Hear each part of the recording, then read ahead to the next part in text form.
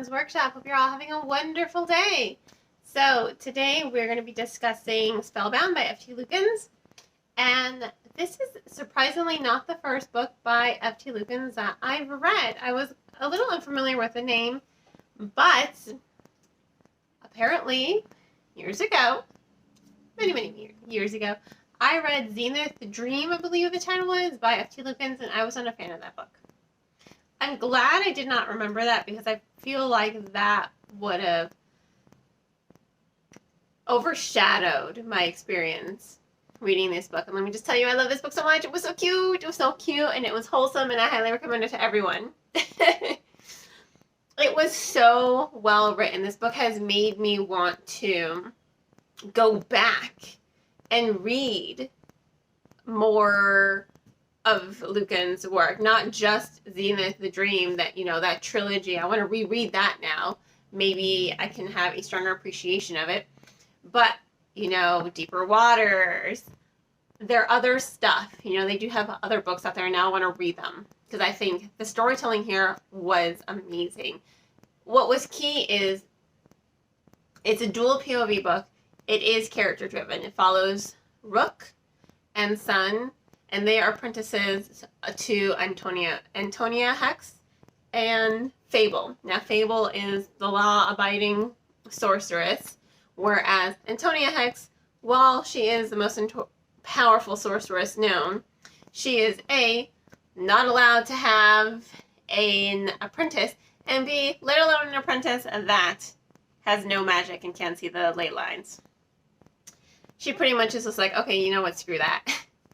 I see something in you, I'll take you on as an apprentice. Rook goes to her because he really feels like he has nothing left to lose.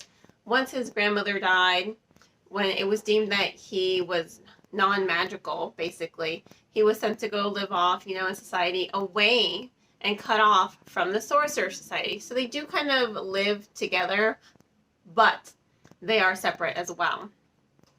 So this is a urban fantasy, so to speak. I love Antonia Hex. She may be a side character, but the way she treats Rook, the way she just encourages him and becomes a friend and mother figure to him is just, it's heartwarming.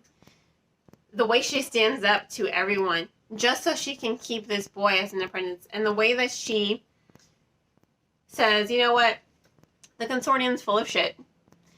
People can cast magic even if they can't see the ley lines. So she tries to teach him magic. She's just like, you have something in you. You have a spark, and I'm not going to let that spark be dimmed. And I loved her so much. And you know who else does that? Sun. Sun is amazing. I love them.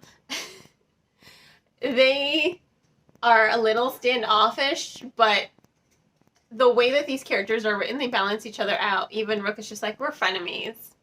We're frenemies, much like Fable and Hex are. Those two are definitely frenemies. But they go from frenemies to romantic interest. And I'm just like, this is the cutest, most wholesome thing ever because they are so cute together. It's a character-driven story. So everything that happens to them, you're invested because of how these characters interact with one another. They really much are a found family unit.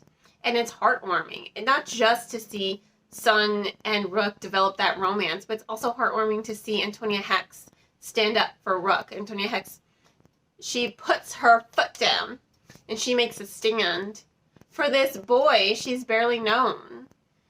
For how long? She's known him for, a couple weeks, couple months. And she does everything in her power to protect him and look out for him and encourage him. The trust that's formed between all these characters, it just continues to build. And it's what makes that romance and family dynamic even stronger and really connect to you as the reader. It's just wholesome. It's wholesome. It was just a wholesome read. It was lovely, and it was fun, and it was action-packed, and the moment one of the characters turns into a cat, I was sold because it was the cutest thing ever. Just the whole interaction, the internal dialogue, the way Sun and Rook drive the story forward and form their friendship before their romance. It was just beautiful. It was heartwarming. It was wholesome. I can't say that enough. It's wholesome. So, this book gets a soft 5 out of 5 stars only because when I first started reading it, it was a 4 out of 5 stars. But you know, the more I gush about it to people, I'm just like, it's so cute and I love it and there's nothing I can complain about. It was expertly written. I love the pacing. I like the story development. I love the character development. I love the character dynamics and I love the character dialogue. It was just across the board spectacular. So, that's why it gets a soft 5 out of 5 stars. It was just cute. It was cute. It's a nice, cute, soft read. Highly recommended to everyone. So once again, 5 out of 5 stars. If you want to go ahead and purchase the book, I will include links in the description below on where to purchase. And on that note, I hope you all have a wonderful rest of your day. Please don't forget to like this video, subscribe to the channel, and share it with all your book loving friends. You can also become a supporter on Buy Me Coffee, Ko-fi, Patreon, by purchasing one of my handmade candles or following any of my social media platforms. All the links in the description below. Once again, I hope you all have a wonderful rest of your day, and as always, happy reading!